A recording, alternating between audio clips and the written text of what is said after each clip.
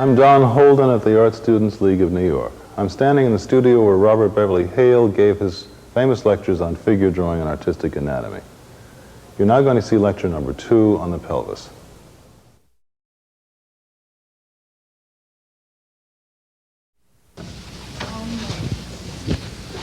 Well, tonight we're going to take up the pelvis. This is the pelvis down here.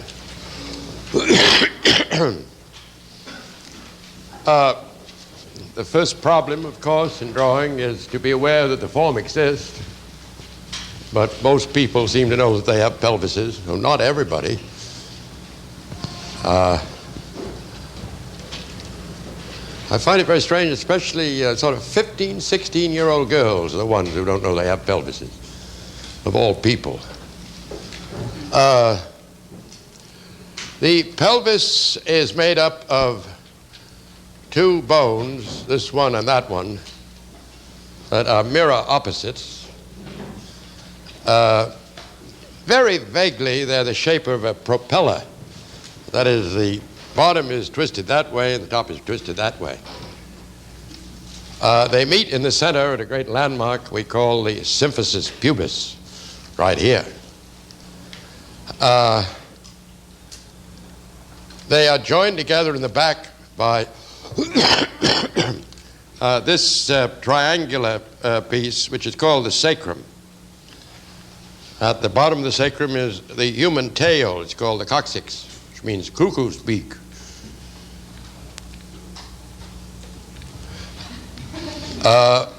This is actually made up of 5 vertebrae that have been fused together through evolution. If you know an individual vertebra, you can recognize these bumps on here. These are the dorsal spines. And these bumps would be the transverse spines, and so on. The great secret of the pelvis for artists is the recognition of the front and the rear triangles. You see, these points here, which most artists call the pelvic points, they're undoubtedly the most important landmarks on the human body, I do believe. A trained artist draws 8 lines to that point very frequently. See, the great thing about landmarks is you drive your lines to them. If you know where they are, why, it's very easy to start your line on one and end it on another. That's perhaps why when you're drawing the model here, you occasionally ought to throw in your landmarks, front and back.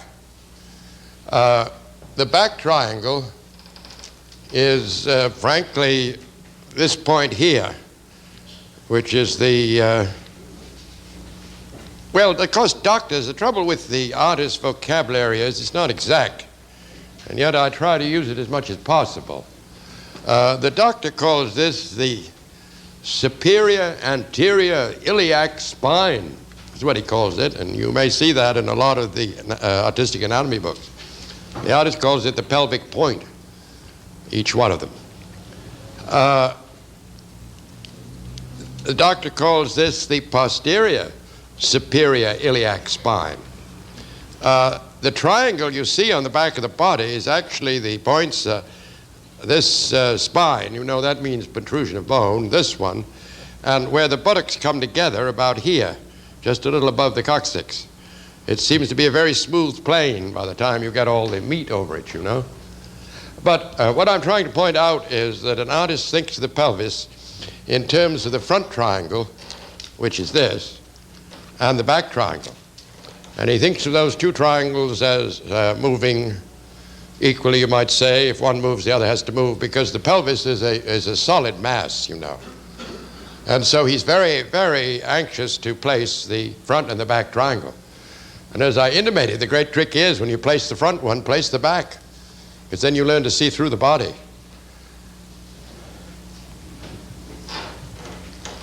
Well, I always feel that one has to learn a lot about the skull, about the bony rib cage and the bony pelvis, because they absolutely force the form in their regions. and if possible, learn them more or less by heart, the way trained artists do. The pelvis can be quite easily learned if you put it in a block and relate it to the block, just the way the rib cage can. The block you can make up yourself. I like to use the block of 4 5-eyed cubes for both the rib cage and the pelvis, because it seems terribly convenient. So if we wanted to draw a rib cage, we could just draw a square, really, and think of it as a block.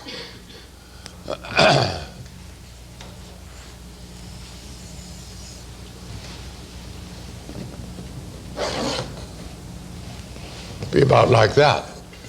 And last week we assembled a number of points. First of all, we thought of it as 4 5-eyed cubes, you know, like that.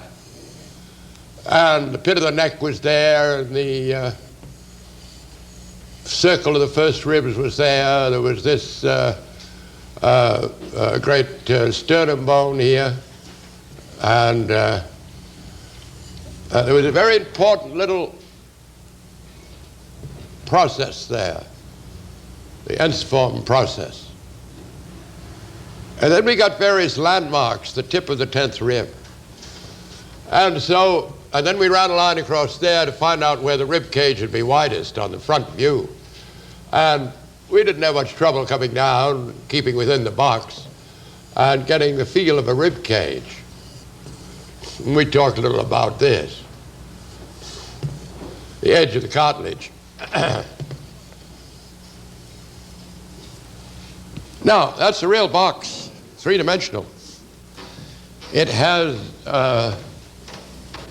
vertical line systems and lines parallel to those vertical line systems. It has width systems, and it has depth systems, which you have to imagine. We can make a pelvic box of exactly the same size for a woman. For a man, we would have to make the pelvis as narrow as the rib cage, but all the same principles are used, so it's pretty easy.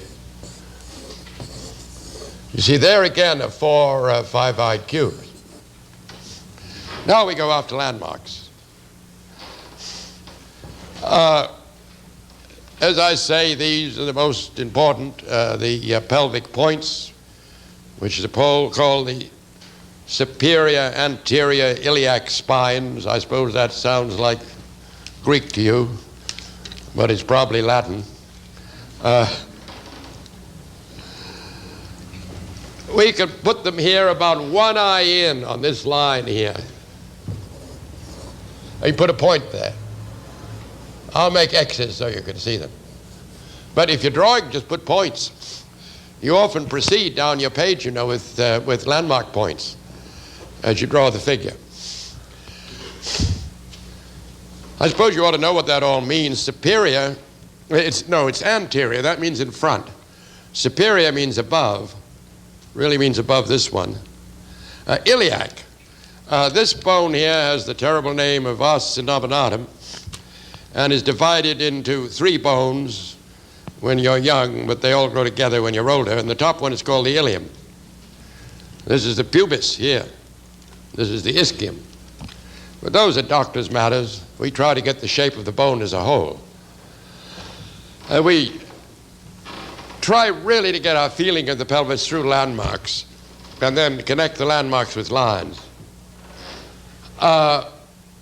If we just half this distance here, we get a landmark. That's the pubic symphysis. Symphysis comes from the Greek, means growing together. Now, the thing is, these things are very big. That symphysis is as big as all of, well, the symphysis is the actual meeting, but this bony projection of the pubis is really very big here. It's about so big. And even these pelvic points are about so big, you know, about big as your finger. I'll have to get in front to see it. I think a little nearer. They're quite big. So if we're using points, we decide where we put our point, you see. I know here I put it on the outside lower corner of the projection. Here I put it in the exact center of the top. You see, the great thing about points as construction points is that nobody's going to scold you because they mess up your picture. You won't even be able to scold yourself, and you may use them. If I try to persuade you to use construction lines, there's a very famous one. Runs right through those 2 points. I can't get any of my students to do that because they think it ruins their picture. But I can get them to use points. But don't make that make you feel that construction lines are not important. They're of enormous importance in learning how to draw. They remain in your subconscious after you've learned. I find how you learn them, use them all the time, even in these lectures, subconsciously. Now, we have to learn the feel of the top of this bone, which is called the pelvic crest. For a great many reasons. In the first place, the outer line is a contour line about the body. And of course, the bone is responsible for the shape of the muscles that fall to it and fall from it. You see, it's through the skeleton we come to a decision as the shape of the muscle masses we use. And that's a creative act on the part of the individual artist, you know. Nobody knows what shape these things really are. You yourself have to decide on the shape. Naturally, you can't decide on the shape unless you know the darn thing exists, and no layman knows that the external oblique muscle is here, you know. But all trained artists do. So we have to learn the movement of the crest in order to get a feeling of the shape of the muscles, and it's nice to know the contour line because that gives you a feeling of the cross-section of the body there. And that comes into light and shade problems, you know. What's more, an artist has to know that whenever the flesh falls over the pelvic crest, it changes angle. That means for a trained artist that the shade changes, shade values change. He may not be able to see them on the model, but he'll change them because he knows where the flesh flows over the crest, you see, because he knows where the pelvic crest is. There's quite an interesting little drawing problem here. You know, we draw lines where planes meet. And if we were making a line drawing of this pelvis, and we wanted to draw the pelvic crest, we'd say, well, that's a plane looking out that way, and this seems to be a plane looking up this way, and they meet along this line here, which doesn't exist. They meet on that line, and that's the line we draw if we're drawing the outer line of the pelvic crest. If we're drawing the inner line, we just stroke the plane meeting that way, you see. That's why one of the reasons we draw lines. It's where planes meet. We also draw them where colors meet. Well, we'll go out to some other points. There's the wide point of the pelvis. It's here.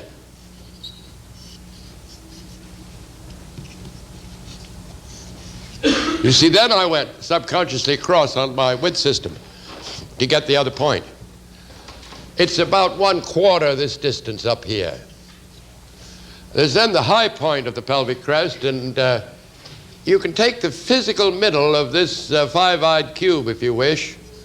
It's right there.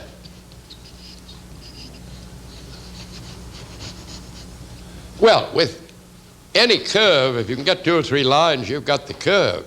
So I can draw the outer line of that thing without much trouble, you see, right down to the back triangle, which I haven't put in. It goes very abruptly down. And I get a feel of the crest as it appears on the outside of the body. The back triangle is a triangle on the back there, and it goes as low as the symphysis, and its great quality is it's 1/3 the whole width of the pelvis in men and women. Perhaps you can think of it as a triangle drawn on the inside of a sphere. You know, all these planes we have taken from the skins of simple masses, you know. If it is that, it's in there, it's pointing downward. And the artists have this rule of up planes light, down planes dark. This will take on more reality, of course, or be a stronger illusion if I darken that. Now, the back triangle and the front triangle are connected by a circle called the inlet, which is of great interest to obstetricians. Here it is here. Of course, you can see it isn't a circle.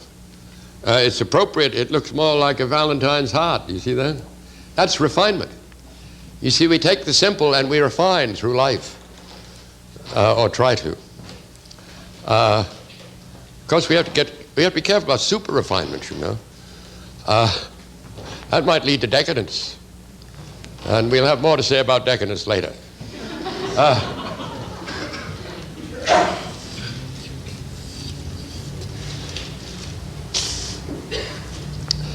Well, there is a nice ligament that runs from the pelvic point here to the symphysis.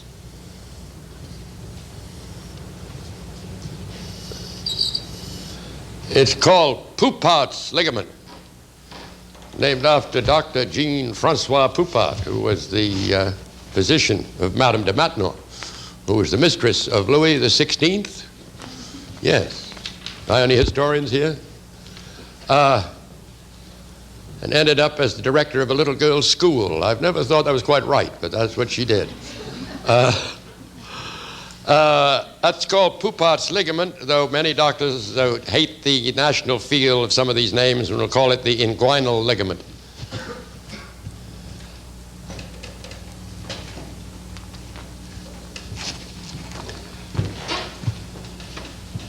Now, another great point is what they call the tuberosity of the ischium, this thing here. I like to make my constructional point on the lower left-hand corner of that thing. You know, it really looks like the back of the heel down there. There is a trick to get it, which is to run a vertical of the mass. This is the mass, you see, these are the verticals. The vertical of the mass to within about 1 eye above the bottom of the mass. And you get your point. And you can imagine the tuberosity of the ischium back there. Then you know, of course, there's a bone that goes back to it.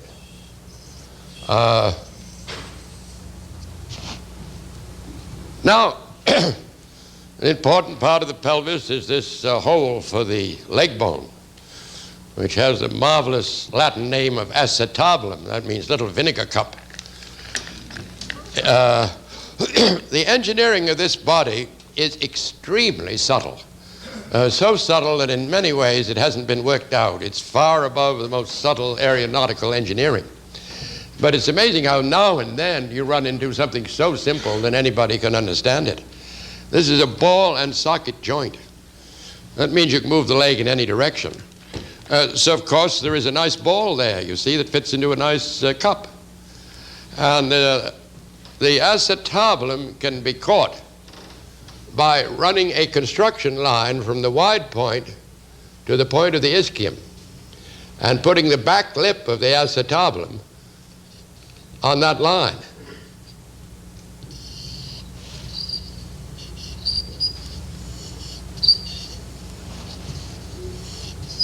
It's a little more than half this distance, not much.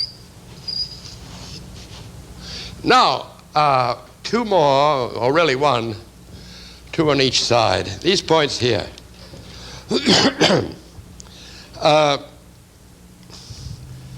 Artists call them, what do they call them? The lower pelvic points very often.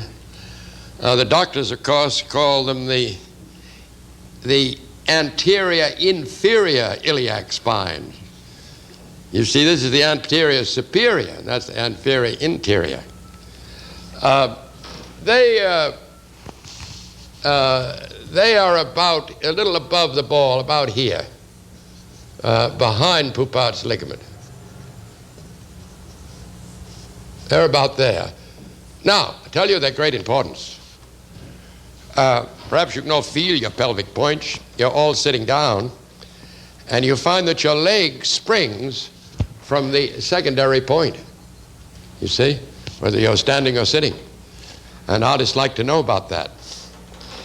Now, with those few points, you've got about what an artist knows about a pelvis. you can refine for the rest of your life if you wish. And, you find there are movements here and there and of not much importance. There's an inner line here if you want to go after it, things of that sort. But the points to me, the points identifying the landmarks are the great thing. And if you can place them in their proper position, it's of tremendous help in drawing, especially if you can put them on the model. If we draw the side view, of course, we'll get a conception of the whole. And so we'd find that, as you probably remember, that we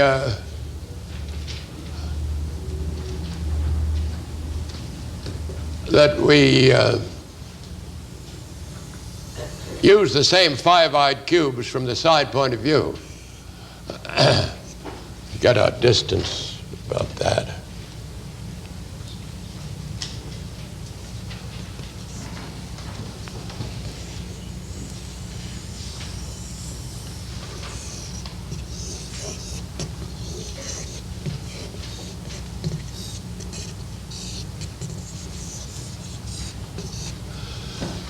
And you remember the pit of the neck was there. We're going to do the rib cage, and there's the circle of the first ribs, and then the sternum went that way, dropped vertically on the ensiform, and then it continued to bulge way out.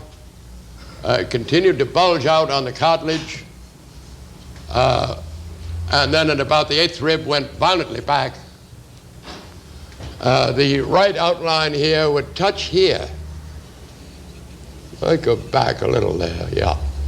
Touch there and come down, go about to the halfway point. You have a skeletal rib cage on the profile. See how differently it bulges from the front view.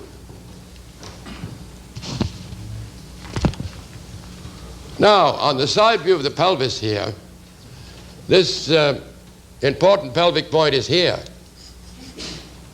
Or we might say this one was here. The other one is through the board. They are both on a width line, but a line on end looks like a point. So all those ideas are coinciding there, you see. The symphysis pubis is on this front plane here, about here.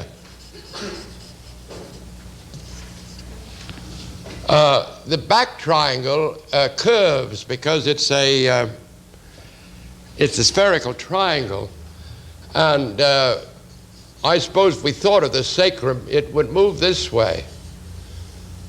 And you see end there. It's quite thick, really, the sacrum. This is the famous depth line of the pelvis. It's very hard to find anatomical depth lines on the figure, but you see this works, just as this is the famous width line of the pelvis. The height line is automatic. It's the center vertical. Now we get our crest. The wide point is there. That's that. The high point is the physical center of the block. So we just run the outside line along here. There's a point that medical books never mention. It's that little angle there. Artists call it the re-entering angle.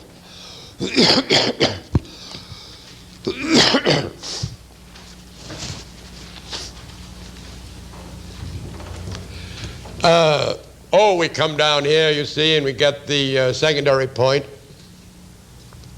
We move to the symphysis.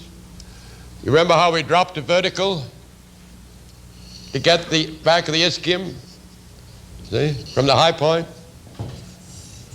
And as I say, it looks goody like the back of a human skeletal heel. Now we can play this trick.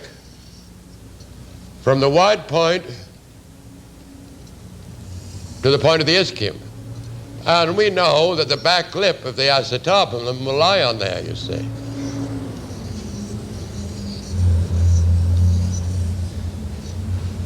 Well, here is the posterior superior iliac spine. And then if you want a little refinement, you just study your pelvis for a few years and get that sort of thing. There's a nice hole in the pelvis here, I guess just to make it lighter. You got the side view of the pelvis, which is quite hard to draw. If you start drawing it, if you don't box it up, you'll make it about so wide. I don't know why, everybody does.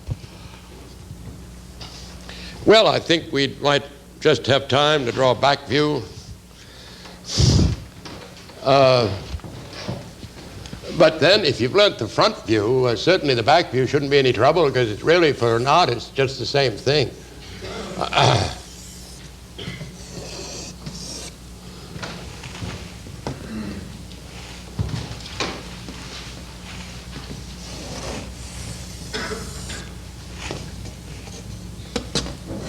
A little high. You see, there's our pelvic box down below. The center line is a good construction line, and so are the central lines here. The pit of the neck is there. So the circle we'd see this way. Really, it's the same to me as the front view. I think artists feel that way. And yet, unless I could see through, as all artists can, and see that ensiform cartilage, how would I know where that was widest, you see, on the back view? I didn't quite hit it either, did I?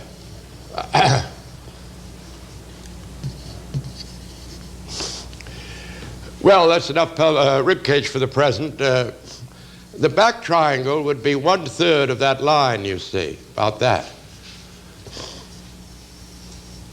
And we'd go down about halfway. The high point, we know where that is, right in the physical middle of that five-eyed cube. The wide point. So we get a pretty good pelvic crest right away. We won't see the front point because it's hidden there. The back of the ischium must be about here. The point is there, you see. It's just like a heel.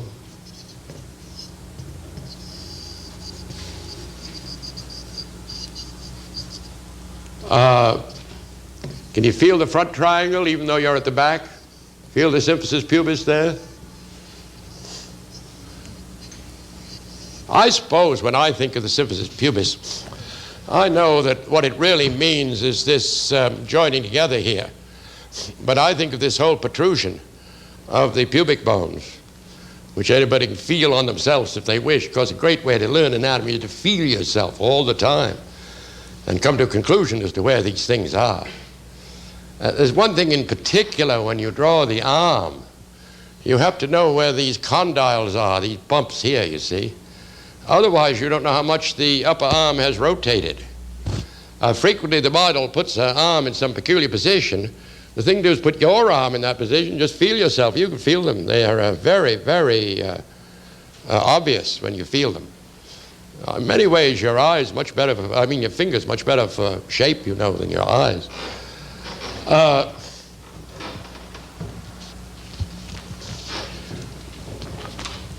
Well, we put in almost all our points. We didn't put in this circle, this inlet, but we can imagine it going in there and going to the symphysis pubis, you know.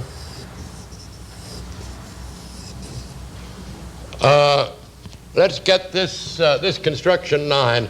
It has another value, too. It sort of holds in the pelvis. You know the pelvis will never be any wider than that. From the wide point to the point of the ischium, you see.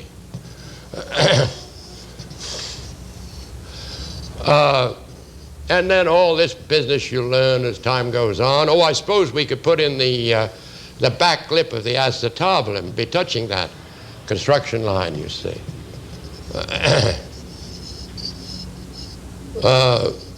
This sort of cutting in here you learn as time goes on. And certainly you can feel these. The students have a funny name for these things, pelvis. They call those the wheels. Now, that's not bad, you know. It has a little more shape than the doctor's names. You have to realize that you're all sitting on these bones right now. That gluteus maximus, the great big buttocks muscle, when you put your leg up, it slips aside from those bones. That's what you sit on. And that's what your dog sits on, or your cow, if you happen to have them. I don't know how many of you have these vast farms up in Connecticut, but I guess a good many. But go out and look at your cows tomorrow morning and look at the ischium coming through. Here. Be very clear. And then look at the transverse processes here on the cow. The leather sort of hangs from them, you know, on a cow. And you can see these clearly on many dogs. You can feel them on your cat. It's pretty hard to feel ours when we're standing up because the great gluteal muscle is over them. But if you should feel under your seat now, you could feel them all right. They're right there. That's what you're sitting on. Well, as I say, you learn a detail or so, and pretty soon you have a pelvis from the back. Now I think our problem might be to study the muscles that run from the rib cage to the pelvis. First of all, to learn that they exist, and second, perhaps, to come to a shape conception, and later on, perhaps decide on their proportions, and then a little later decide on where they are, and later on decide what happens when light hits these shapes we thought of. You see, that's all it is. Simple matter. There is, you see, between the rib cage and the pelvis, this great mass of meat here that the artists call the external oblique muscle. The doctors, in their quaint way, call it obliquus externus. Frankly, it's a muscle group. There are a couple of very much the same muscles underneath it that go to the pelvic crest from the rib cage. But we think of the outer muscle, of course, and label it as such. And we want to get the character and the shape of that thing on each side. First of all, we ought to know what it does. You know that muscles and muscle groups are all antagonistic, like bad married couples. They all pull against each other. I have an external oblique here running from the rib cage to the pelvis, and one on the other side. If this one pulls, it pulls me this way. This one pulls me that way. It's called the external oblique because the fibers run obliquely this way. That gives it another function. It can rotate my rib cage on the pelvis. I ought to study the direction of fibers for a great number of reasons. One of them is that, you know, shade lines, sometimes you just don't know which way to run them. You run out of ideas. And frequently, if you just follow the muscle fibers, they look very well. That's particularly true of the external oblique for some reason. Well, we know the shapes of the bones from which the external oblique falls, that is the ribs there. We know the shape of the pelvic crest after a little study. That should give us some conception of the external oblique. We know its function. Among other things, it's a rotator. All muscles in the body that rotate anything, with a couple of exceptions, become a spiral in nature. This beautiful sternomastoid that all students know, and always exaggerate, I may say. There is a lesson there, you know. The neck is a simple cylinder. The sternomastoid is a detail. They draw this muscle so strongly that you can hardly see the neck. They get so fond of it. But you can see it spiraling around the cylinder of the neck. The supinator mass here spirals around the arm. Sartorius spirals around the lower thigh, and all these muscles that rotate have a spiral quality. So if I draw this external oblique, I'll certainly think spiral as I draw it, you know. I just think it, and it'll look just a touch different. Of course, I've spent a great part of my life during my training in studying spirals by drawing cylinders and learning to throw spirals around cylinders, you see, and around the other side, too. It's the way you learn to draw spirals. It's the way you draw spiral ribbons, you see. That's the way Botticelli drew that beautiful spiral hair on the Virgin. I don't mean the Virgin at all. I mean Venus. Great difference. Mr. Clowness has on his desk downstairs a ashtray, and made by the Japanese, incidentally, and on it is Botticelli's Venus. Botticelli to me is perhaps the best hairdresser that ever existed. He made it all up, and quite a bit of it is that. Spiral curls, you know.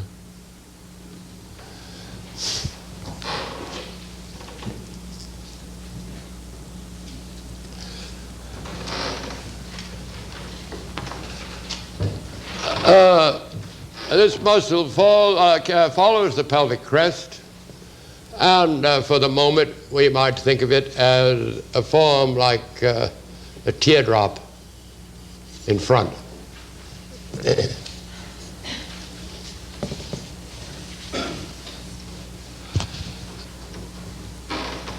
And yet we have to have all kinds of shape conceptions.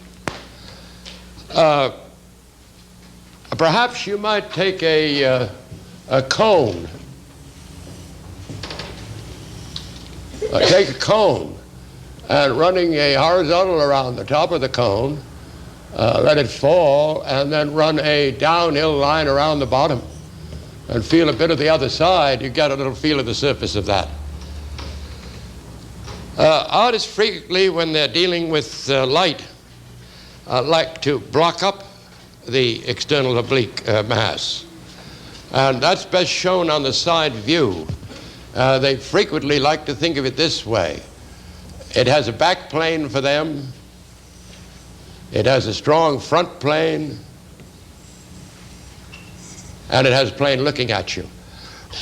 It's very important to remember that the back plane of the oblique is a down plane and takes shade.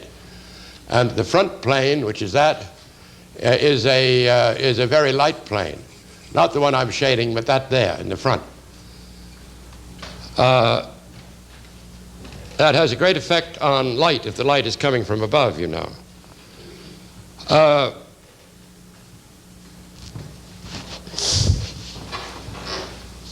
So you go to work on a shape conception of the external oblique and come up with your own, because you're all individual artists and you have to have your individual styles, and many of these styles will depend a great deal on your secret landmarks and the shapes that you decide on for the various masses of the body, you know.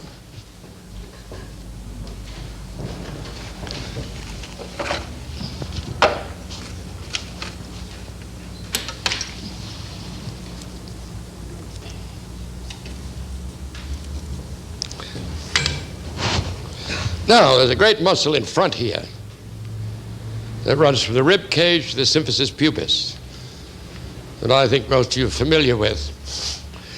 It's called the straight muscle of the abdomen, or rectus abdominis.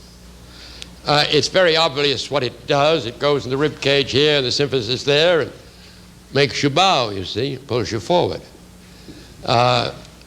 Working against it, of course, those strong cords I told you about last week, these great muscles in the back from the rib cage to the pelvis, you see. They're the antagonistic muscles to rectus abdominis in the front. Rectus abdominis, again, shows the importance of this ensiform cartilage as a landmark, especially the bottom.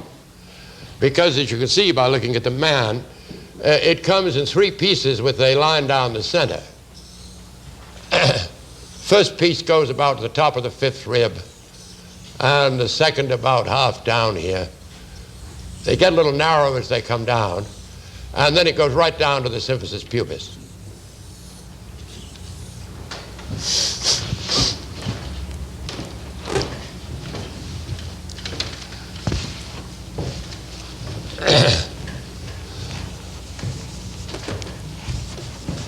We'll rub out everything behind so you can see it. It has an incise line down the center, you know, that reaches just as far as the navel, which is officially here.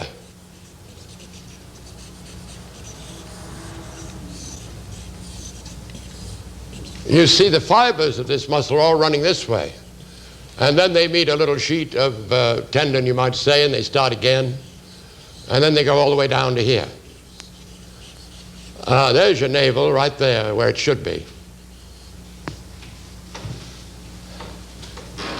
Well, there it is. What's its shape? You see, that's your second question. Now you know it exists. What's its shape? This being Valentine's Day, they tell me, though none of them told me by mail, I noticed this morning. But, you know, there are cars with little ships on them, sort of full-rigged ships. And I guess we can put one here. You have a little ship like this. It's supposed to look old-fashioned.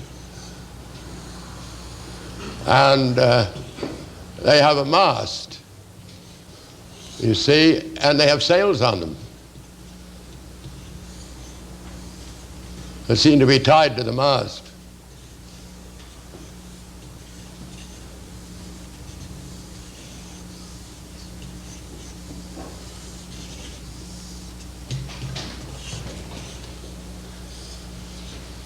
It's about the shape of that darn thing. What would light do with that? Lights of your own choosing.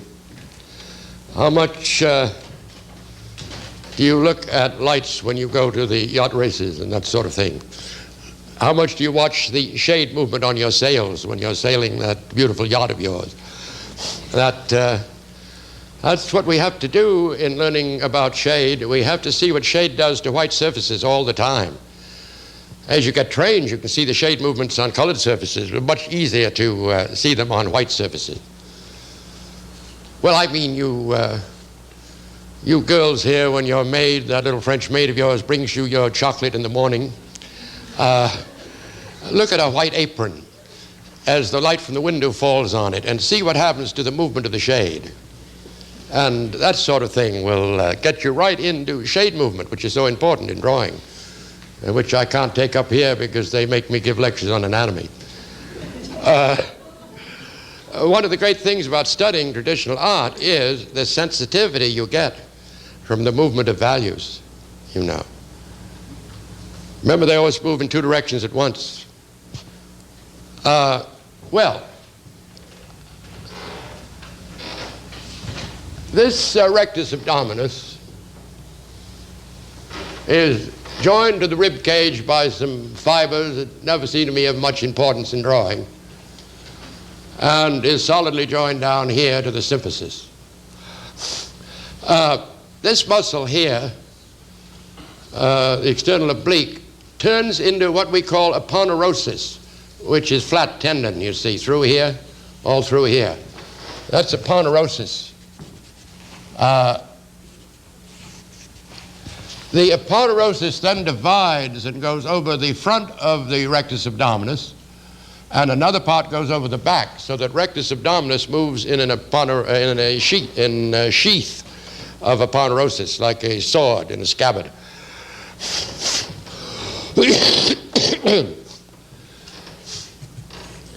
Some of you may possibly know about hernias. You know, hernia is when a part of the intestine breaks through the front of the body or the back. Of course, this is where it's liable to break through. That's where the doctor would first look, you see, for a hernia, because that's weak. This is all muscular and strong. There's a place in the back here. We'll have to go ahead a bit, but some of you know this great muscle comes down here, latissimus dorsi. We ought to put the oblique in the back anyway. You see how those two insertions are related to the high point? If you know that, you can get the insertion. There's the external oblique from the back. It's a down plane, of course. We ought to darken it. That's where you're liable to get a hernia in the back. You see, because there's no muscular wall there.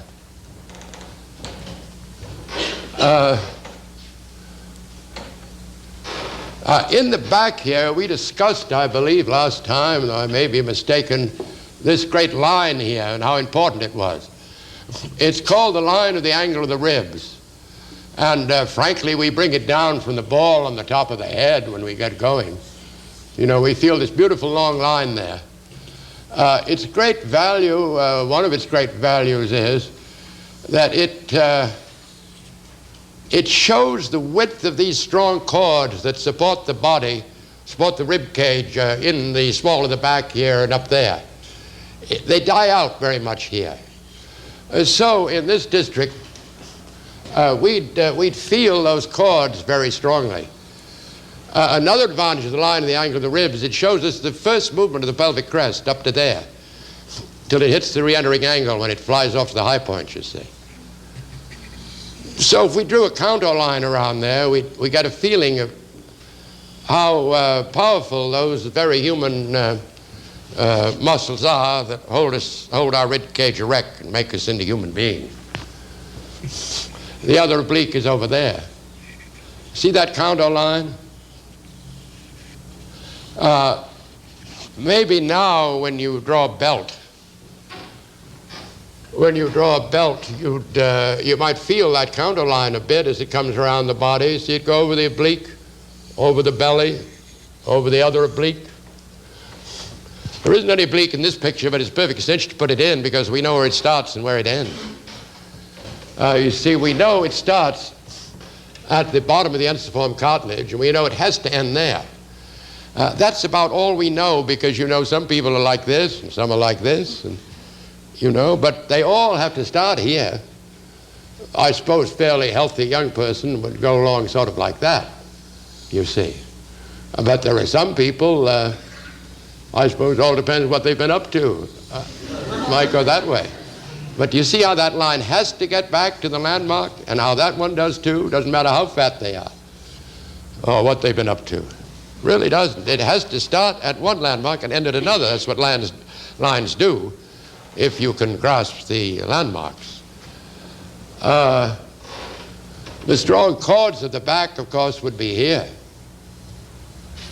I think the reason I'm throwing the contour line around is to remind people that when they draw belts, they have a great chance to tell about the form of that region. Belts always hold in the flesh between the rib cage and the pelvis, you see. And if you give them just a hint of the contour line, as if you're drawing them a bit from above or a little below, they're much better than the straight line that the beginner makes. I think it's time for a little recess, and we'll be back and we'll go a little into the thigh down here.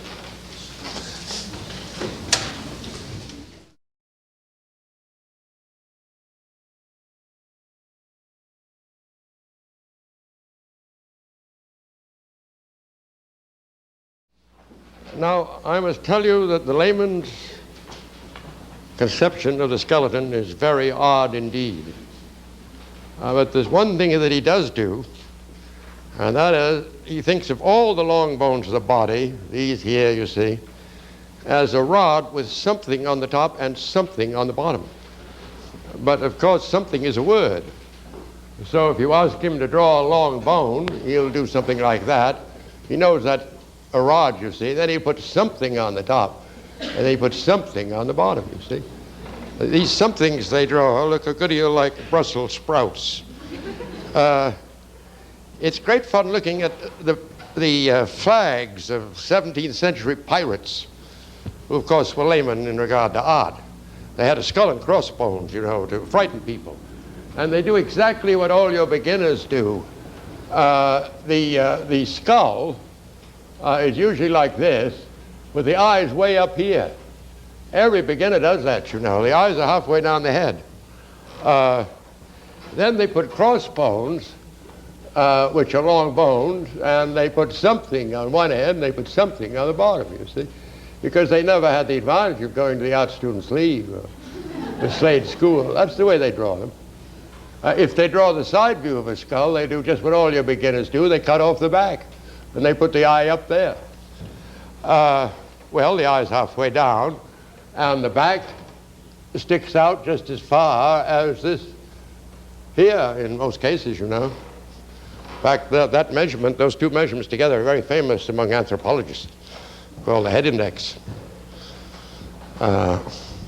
Everybody is a little more one way, a little more the other way, pretty much according to race, you know. Either brachiocephalic or dolichocephalic, as they say, the anthropologists. A little anthropology helps you in drawing, you know. Maybe not too much, but a little. We want to draw this bone here. As artists, what do?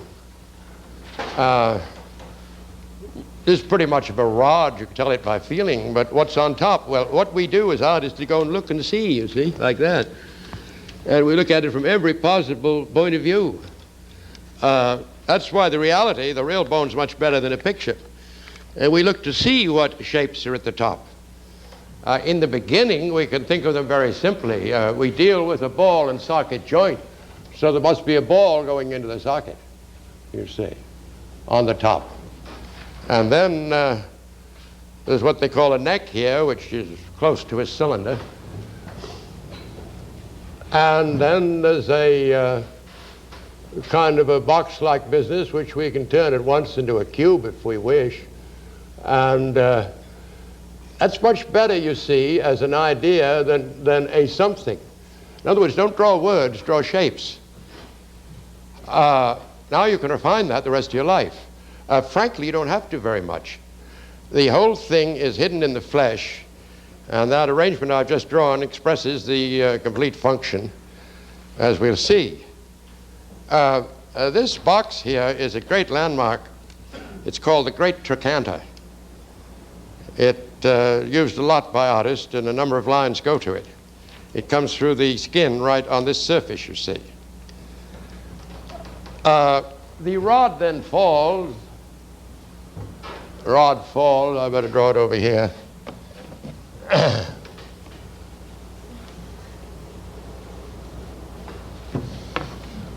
You see, we have a ball and a neck, as they call it, on that box there.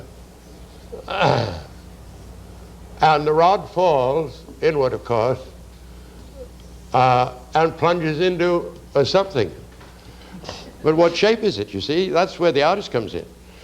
And so the artist looks to see, you see, he looks to see, maybe even feels. And he comes to a decision, his own decision, is what shape this rod goes into.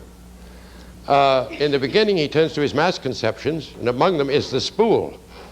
So he's pretty safe if he draws a spool down here. Except a spool, these things have to be refined, and the spool has to be refined right away. It's not quite like the spool you find in your mother's sewing basket, if she still happens to have one. This plane looks out this way, and that plane looks out that way. That gives you a big truth about the knee. The knee is narrow in front and wide behind. As a matter of fact, you ought to go through your whole body and find out where you're narrow in front and wide behind, or where you're wide in front and narrow behind, you see. That's why artists say you ought to know, one of the reasons they say you ought to know the cross-section of the body from the top of the head to the ground. Because you can learn it very easily while you're practicing your figure drawing by running contour lines around the body horizontally. You can learn every cross-section there is, and of course those cross-sections are related directly to light and shade. That's why it's a great thing to run contour lines over your body as you draw, or after you've drawn, if you wish. So, we can take the femur in any one of these poses. Let's take it the front, and we can put the ball in the socket, bring out the neck, and get the great trochanter, which we find comes through our confining box. Now, there's a curious thing about this body that if we double the shoulder blade, we get this arm bone. If we double the pelvis, we get the length of the femur. In other words, there was a time when these girdles were exactly the same, you know. 2 pelvic lengths make a good-sized femur. So another thing I know is it'd be 3 5-eyed lines would do it too. But we'd take a pelvic height And we'll feel the ground is about here. I don't mean the ground, I mean the knee. Skeletons, of course, are not kneed. So the bone would have to come down this way. And the spool would be on the bottom here, not quite touching the center line. But how wide would it be is a good question, because that has a lot to do with proportion. If there's one thing beginners do is to make feet about so big and the rest of the body about so big. And the only way you can hold yourself down is hold yourself down mentally.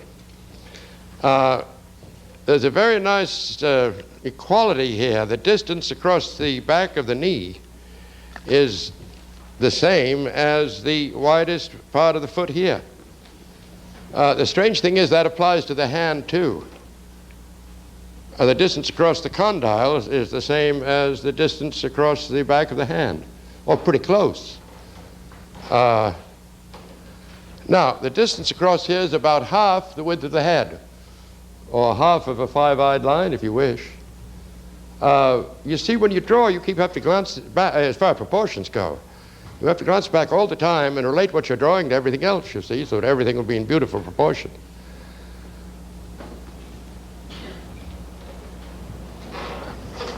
Of course, this spool here rests on the top of a long bone. What's the shape of that thing?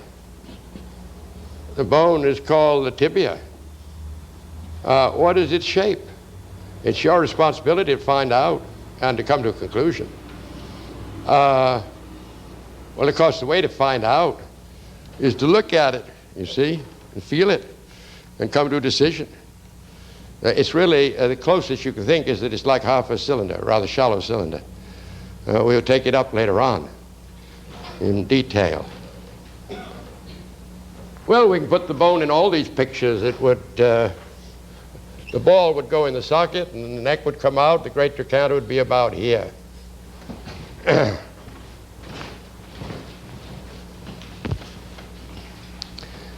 There's a beautiful construction line in drawing, and that is the back of this thing here. It's a plane really coming at you. And you'll find that the bone will fall with a gracious curve that reflects the front of the thigh, of course, about 2 pelvic lengths. The bone will fall and plunge into the spool, and we see the spool from the side. And the spool from the side is like that. And the back of the spool would touch that construction plane. In other words, the spool from the side is longer this way than it is that way. Think what that means when you bend your knee. It makes your knee sort of high in feeling, you see. Now, the back view is the same as the front, really.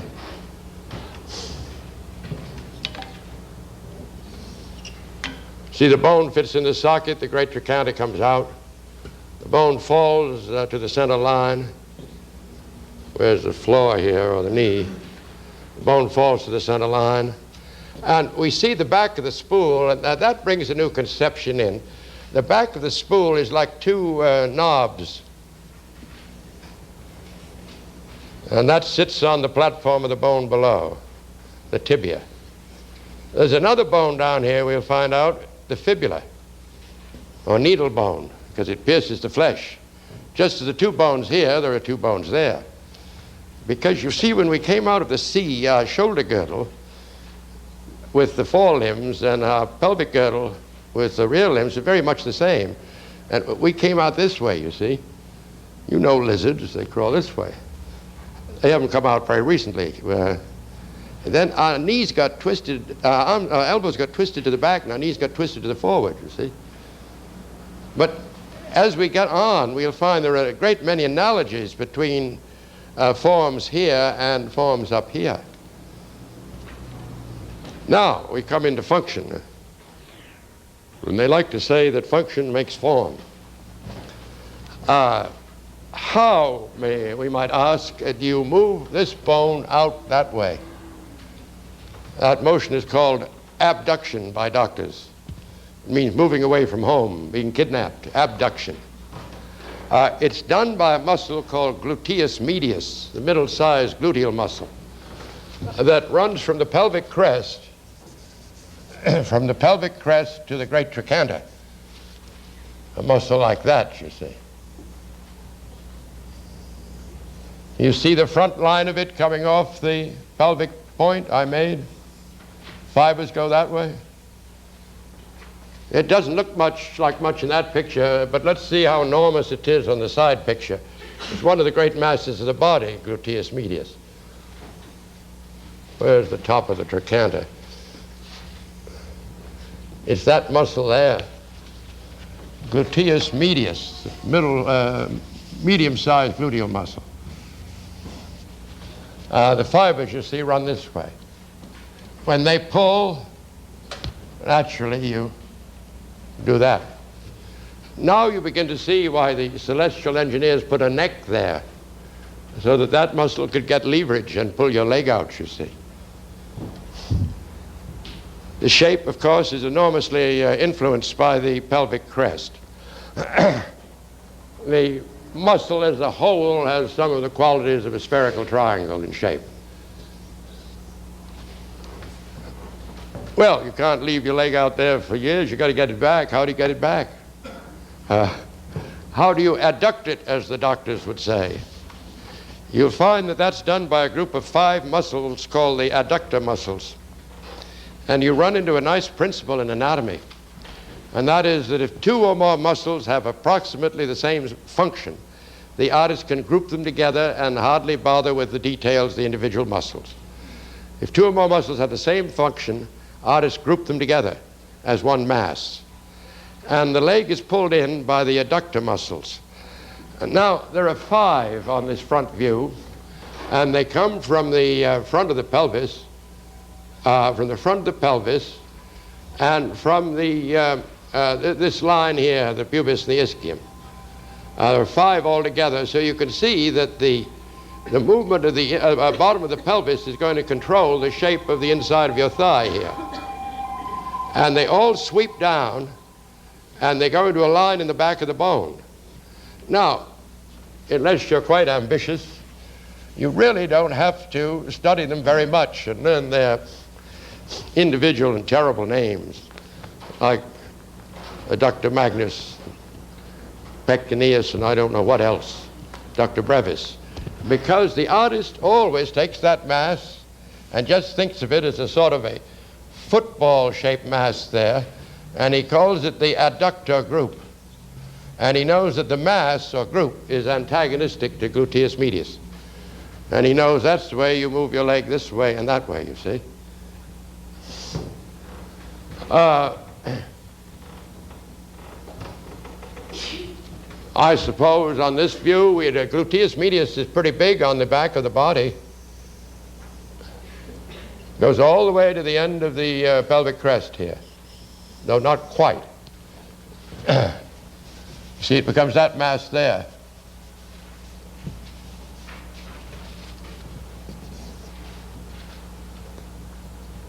The adductor mass would be the same as the front view. It'd hit the center line there and then just move into the body, fade away. We could see the muscles growing into the back line there if we looked now. They'd all be growing into the back line. That's the adductor group. Now let's think what other things we have to do. We have to climb hills and go forward and get ahead in life, you know. We have to do that sort of thing. That's done by the 2 muscles, actually, one of which you know. One is a muscle group. I'll have to put the bone on the bottom here, the tibia with the fibula, in order to draw it. But the leg is pulled backward to a great extent by what is called the hamstring group. There are a group of muscles in the back, 3 really, and back here.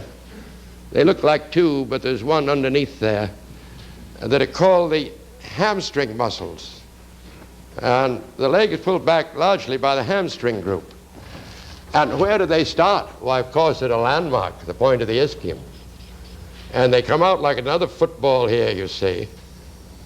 The three of them. One of them grows in the bone there, and they have on the outside here a very strong vertical cord, which is the official outer hamstring. And of course, if that muscle pulls, I would pull the leg back. It might be interesting to note here that you can't pull the leg back of the vertical because there's a little ligament that runs from this secondary point to the great trochanter. And you can put your leg forward without disturbing the pelvis. But if you put it back beyond the vertical, that ligament takes hold and rotates the pelvis. You have to watch that in figure drawing because the model can move her leg forward with no movement of the pelvis at all. But the minute she puts it beyond the vertical, the whole pelvis rotates and every down landmark on it, you see. And you have to watch for that. That would be called the iliofemoral ligament. Another thing about it is it's a touch shorter in women than it is in men. And that means that a woman's pelvis is very slightly rotated to the front that way. That means in order to compensate against the line of gravity, her rib cage has to be tilted a little more this way, you see.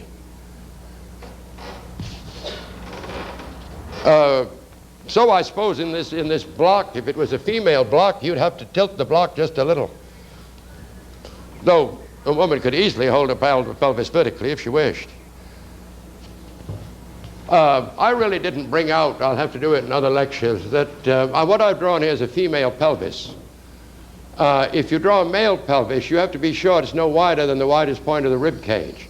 All the little rules I've given you seem to hold, though you just pull the widths in a bit if you do a male. That's why in the back here, a male pelvis, this thing looks much longer, but it really isn't longer, it's just narrower, because it still has to be 1/3 the width of his pelvis, you see. But the proportions are very much the same, except that the male pelvis is usually no wider than his rib cage. Well, to further pull the leg back, because it's so important for us to stride ahead, we have the great muscle gluteus maximus, which we discussed last time, it seems to me. And here we notice that the bottom of the block we drew is the bottom of the buttocks, you see. The buttocks protrude outside of the block and go in about 1/3 down the bone. The muscles a good deal like that. Fibers, of course, run this way. It's very important to realize it goes down the bone quite a lot. Most beginners will end the muscle at the same level as the symphysis. All primitives do that. Even in primitive arts, of notable primitive art, they'll do it, like the Egyptians. You remember the Egyptian figures, the head probably be profile. What the Egyptians liked was to draw the most characteristic view, you know. The head might well be profile, but the eye would be front face. You see, they had different ideas from ours.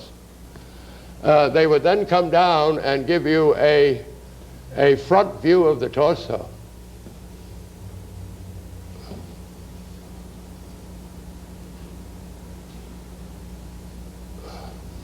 With a breast here and a breast here.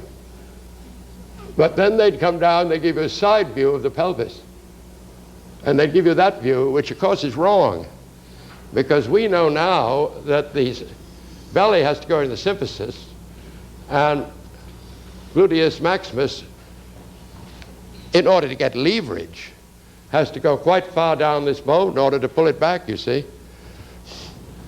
Well, those Egyptians, they'd go on, they'd give you a side view of the leg, and then they'd give you a side view of the foot, but because they thought that the big toe side was much more characteristic of the foot, they would put the big toe on the outside.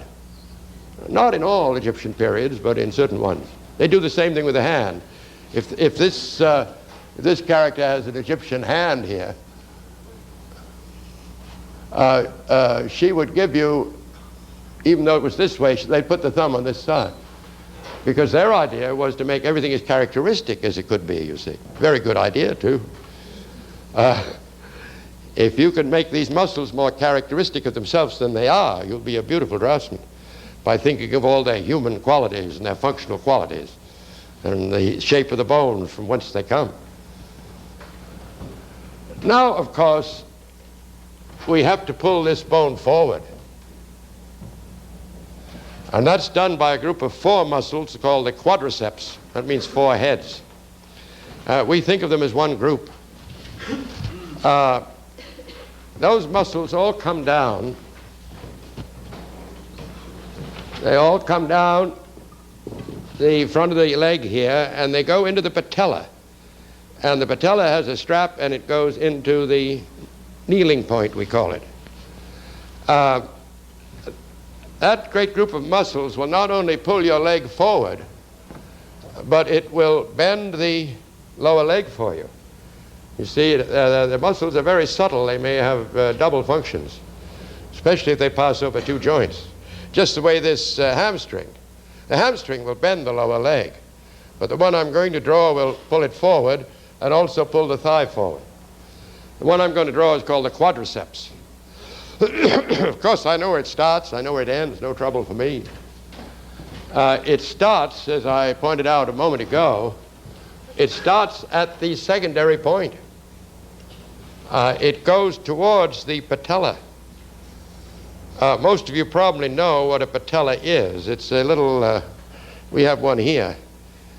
It's a, well, that's curious history. It's called a sesamoid bone. You have many in your body, but they're very small. They seem to start as a deposit of calcium in some tendon that crosses over a joint.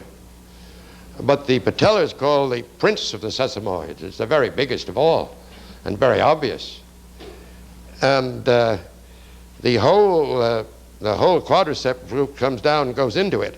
And you see, if I pull on this patella, I'll straighten out the leg. Well, that's what your quadriceps does, among its other functions.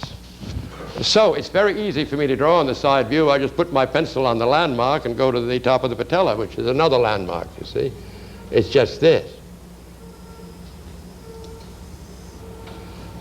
Now, the back of the quadriceps group is a famous line, and we'll see why. The back of the quadriceps group is a beautiful spiral line that starts at the great trochanter here and spirals around towards the patella.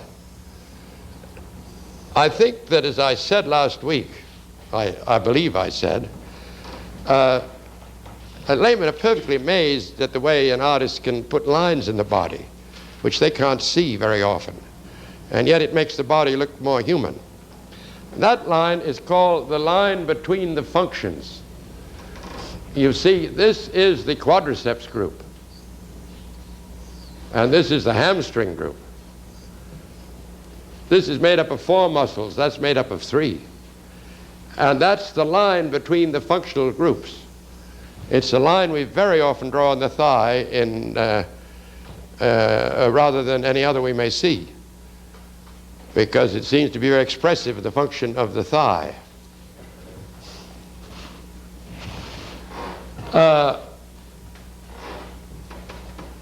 I'm just going to give you the great basic masses of the thigh tonight. We'll put on the frosting next time, you know.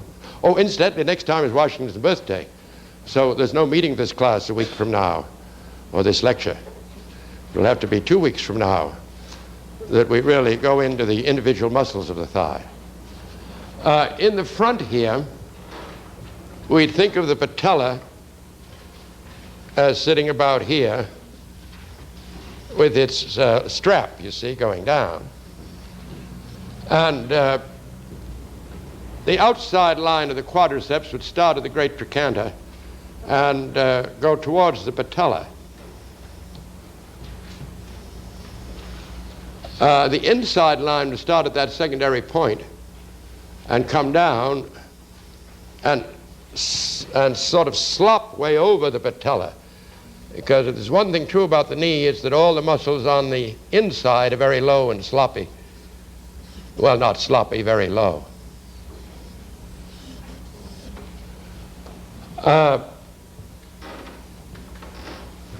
You remember this hamstring group here? This hamstring group. From the back, it's really like a great football shape that comes off our point, you see, the ischium, and it bellies out, and it has on each side a hamstring. The outer one is very vertical and very straight, but the inner one is a big, heavy rope that students call the spiral mass, and it comes down here, and it spirals around the leg to the front, like that. Now, that's the hamstring. But what is this? And where am I drawing that line to? I can see the through and see the patella through there. That's the quadriceps, you see. The line between the functions. Oh, we didn't put in the big buttocks here. You see the big buttocks comes off the sacrum, goes over the hamstring into the bone, like that. And then the quadriceps would spiral around to the front.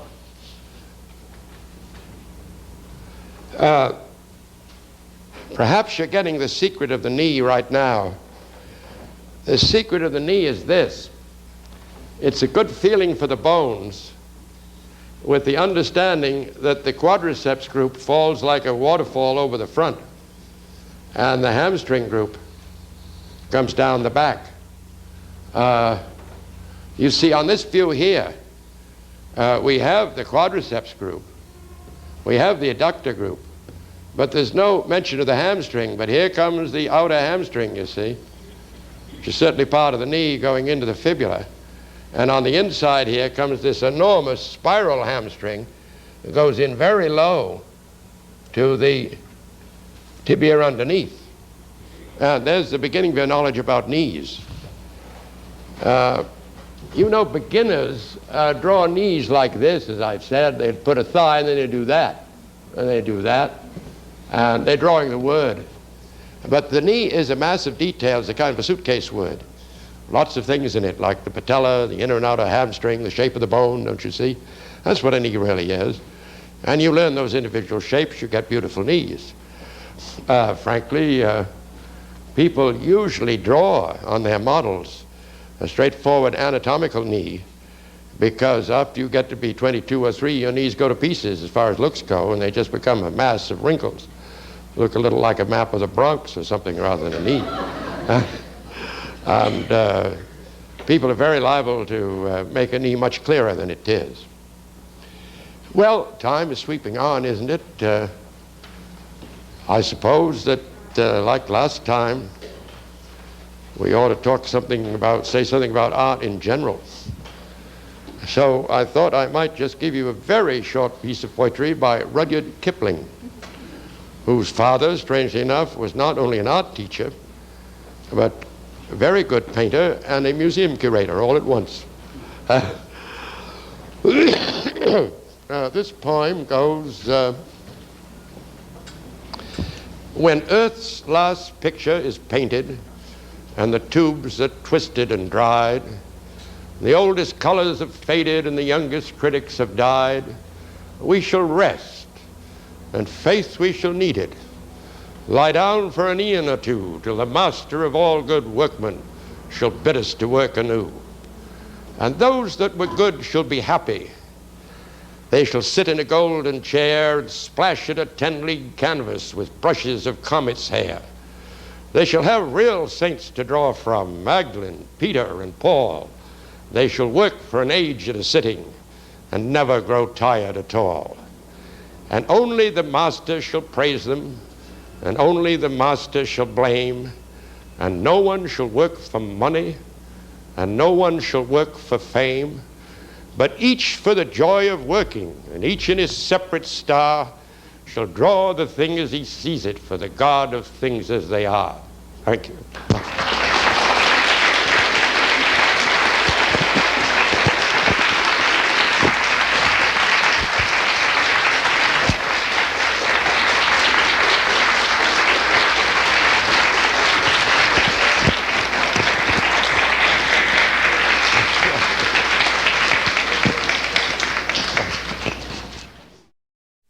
You've just seen Robert Beverly Hale's lecture number 2 on the pelvis, one of his series of 10 lectures on figure drawing and artistic anatomy.